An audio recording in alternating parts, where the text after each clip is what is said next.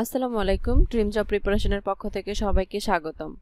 আজকে আমরা আলোচনা করব সাম্প্রতিক সাধারণ জ্ঞান 2025 সম্পর্কে। চীনের প্রস্তাবিত 1000 শয্যার হাসপাতালের জন্য নির্বাচিত স্থান কোনটি? দারোয়ানি, নীলফামারী। জুলাই গণ অভ্যুত্থান অধিদপ্তর গঠন গেজেট প্রকাশ করা হয় 28 এপ্রিল 2025 সালে।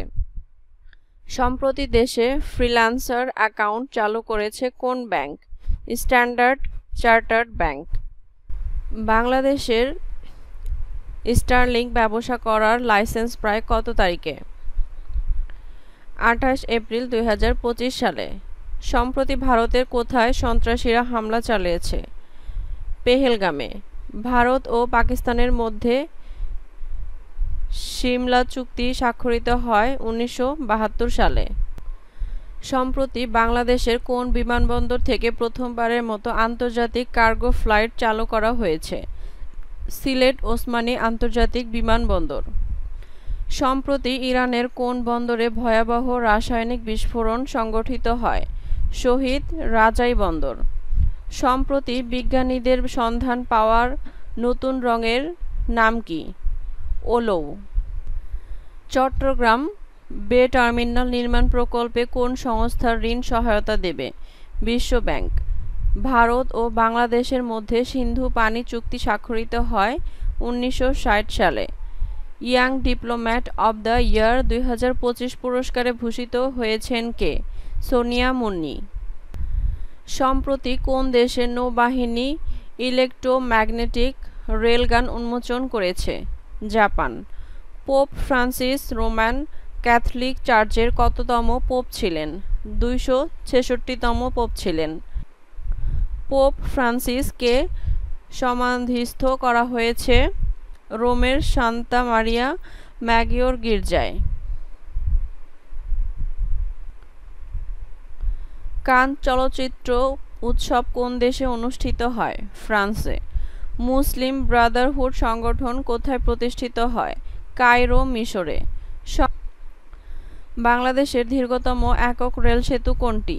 যমুনা রেল সেতু। যমুনা রেল সেতুর দৈর্ঘ্য কত? 4.8 কিলোমিটার। দেশের রাষ্ট্রীয় অতিথি ভবনের নাম কি? যমুনা। যমুনা রেল সেতুতে যাত্রীবাহী ট্রেন চলাচল শুরু হয় কবে? 12 ফেব্রুয়ারি 2025 সালে। জাতীয় ঐকমত্য কমিশন গঠন করা হয় কবে? 12 ফেব্রুয়ারি 2025 সালে। জাতীয় ঐকমত্য কমিশনের সভাপতি কে? প্রধান উপদেষ্টা। প্রতি বছর 16 জুলাই শহীদ আবু সাঈদ দিবস পালন করবে কোন বিশ্ববিদ্যালয়? বেগম রোকেয়া বিশ্ববিদ্যালয়। জুলাই গণ অভ্যুত্থানে শহীদ আবু সাঈদকে নিয়ে অঙ্কিত উন্নত মমশির শিল্পকর্মটি অঙ্কন করেন শহীদ কবির। জুলাই আগস্টের গণ অভ্যুত্থানের স্মৃতি রক্ষায় কোন স্থাপনাকে জাদুঘরে রূপান্তর করা হয়? গণভবন।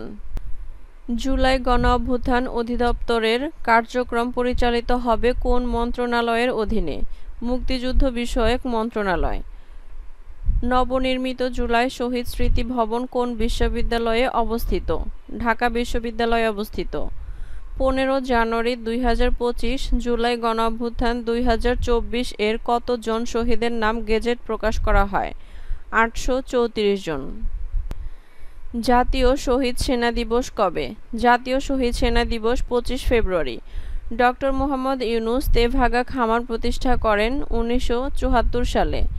বাংলাদেশ পেটেন্ট আইন 2023 কার্যকর করা হয় কবে? 27 ফেব্রুয়ারি 2025 সালে। জাতিসংঘে বাংলাদেশের স্থায়ী প্রতিনিধির নাম কি? সালাহ উদ্দিন নোমান চৌধুরী। ডক্টর মোহাম্মদ ইউনূস জাতিসংঘের সাধারণ পরিষদের কোন অধিবেশনে ভাষণ দেন? ৭৯তম। ব্যবহারকারীর দিক থেকে বাংলা ভাষার অবস্থান সপ্তম। মাতৃভাষা অনুসারে বাংলা ভাষার অবস্থান পঞ্চম। 8 ফেব্রুয়ারি 2025 দেশের সশস্ত্র বাহিনী আইন শৃঙ্খলা রক্ষায় কী নামে অপারেশন শুরু করে? Operation devil hunt.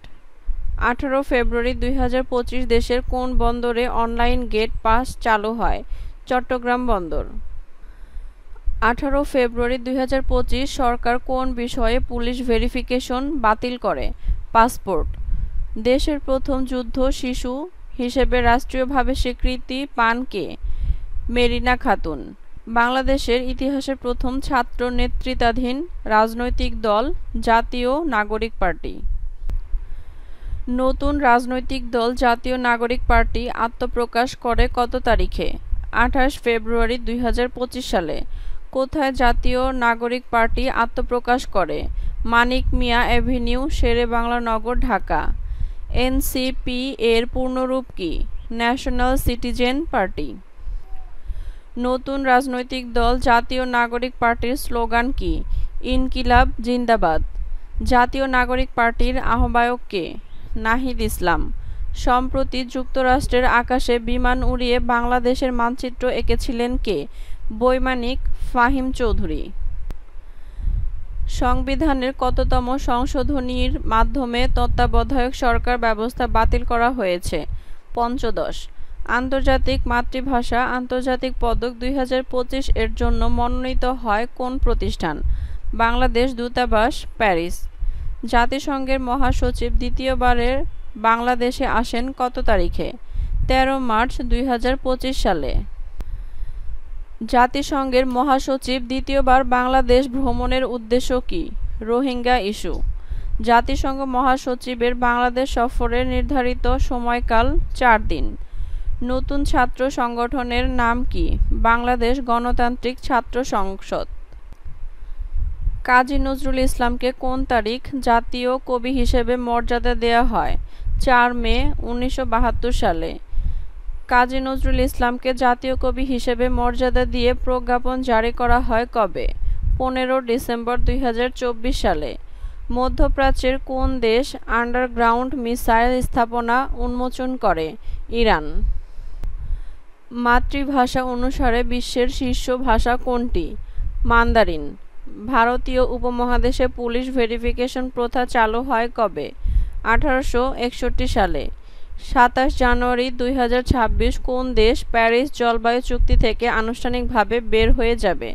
যুক্তরাষ্ট্র। প্রকৃতিতে আইনিভাবে ব্যক্তি হিসেবে স্বীকৃতি দেওয়া প্রথম দেশ কোনটি? নিউজিল্যান্ড। 2025 সালে নিউজিল্যান্ড কোন পর্বতকে মানুষ হিসেবে স্বীকৃতি দেয়? Mount Taranaki. যুক্তরাষ্ট্রের কোন প্রযুক্তি প্রতিষ্ঠান পানির নিচে প্রজেক্ট ওয়াটারওয়ার্থ নামের বিশ্বের দীর্ঘতম কেবল প্রকল্প নির্মাণ করবে? মেটা। ইউএসএআইডি কোন দেশের বৈদেশিক সাহায্য সংস্থা? যুক্তরাষ্ট্র। কৃত্রিম বুদ্ধিমত্তা কোম্পানি ডিপসিক এর প্রতিষ্ঠাতা কে? লিয়াং ওয়েনফেং। বর্তমান বিশ্বের বৃহত্তম সাহায্যদাতা দেশ? যুক্তরাষ্ট্র। চ্যাট জিপিটি এর নির্মাতা প্রতিষ্ঠান? Open AI.